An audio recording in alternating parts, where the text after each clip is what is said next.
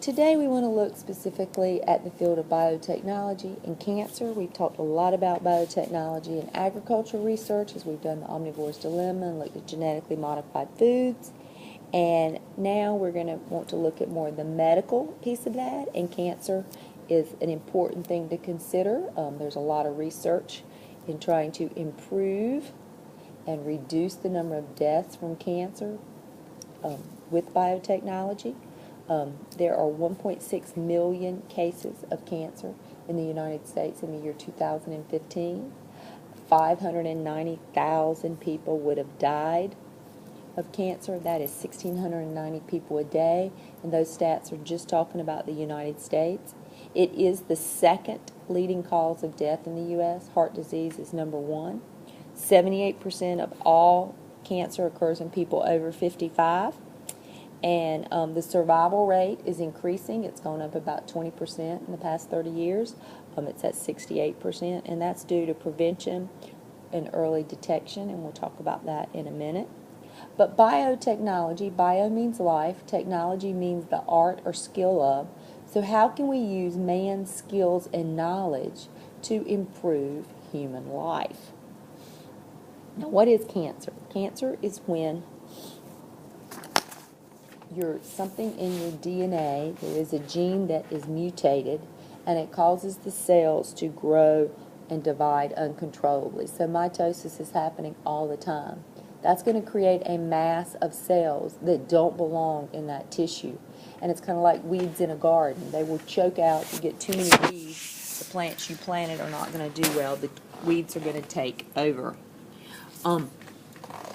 When the tumor gets so large, some of the cells will begin to break off. They'll get into your lymphatic system, which runs parallel to your bloodstream, and your lymph nodes are what produce your phagocytes and your lymphocytes to help can stop and fight disease.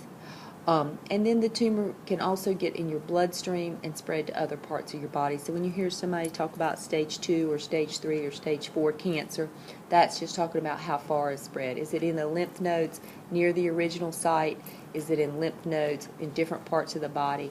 Has it actually gone to a different organ system? The primary treatments for cancer are surgery, radiation, chemotherapy, and immunotherapy.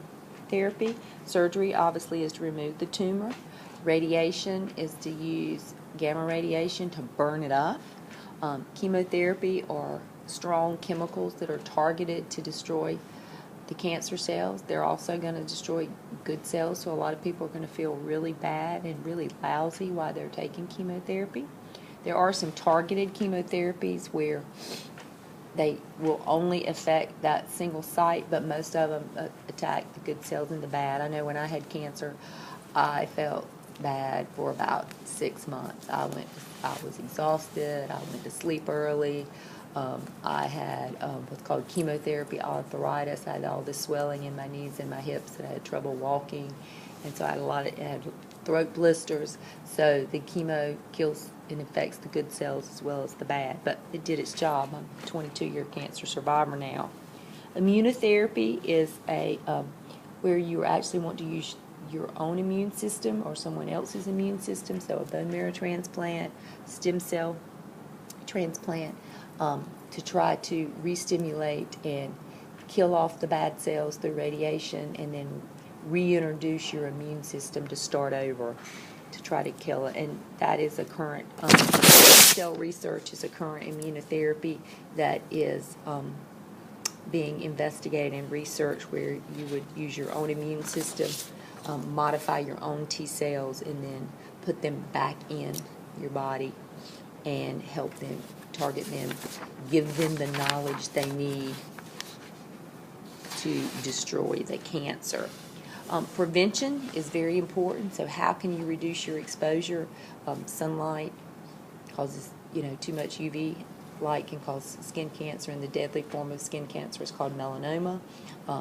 The nicotine in cigarettes causes lung cancer, so reduce your exposure to these things are cancer-causing agents. Eat healthy. I've been talking a lot about that. And then I want you to write this down at the bottom, but there are some infectious cancers. Cervical cancer is caused by the human papillovirus, but most are non-infection and caused by genetic factors and or environmental factors. The BRCA gene is a inherited mutated gene that can lead to breast cancer. That's not the only form of breast cancer, but it is a high-risk breast cancer if you have that BRCA gene. Stem cell research and genetic engineering are two fields in biotechnology. Stem cells are early embryonic cells before they have specialized to become heart tissue or brain tissue or stomach tissue. And there's a lot of controversy about stem cell research because you are using embryos that didn't make it. However, the research field now is we can take almost any cell and manipulate and see if we can get it back to its original form before it's specialized. So maybe use your own. I had a friend who just recently had a stem cell transplant where they took her own cells, irradiated them, got them to go back to their original form, let them grow, and then they re-injected them in her, and she spent about 6 months in the hospital with that treatment. And then genetic engineering, we talked about that with our warm-up question today with the strawberry. If you can insert a gene from another plant like the crocus that can survive in freezing weather, it blooms in February and March when you still have a lot of frost on the ground and cold mornings. Then if you have a late frost, it won't kill off the strawberry crop. So how do you remove one gene and replace it with another gene to improve survival?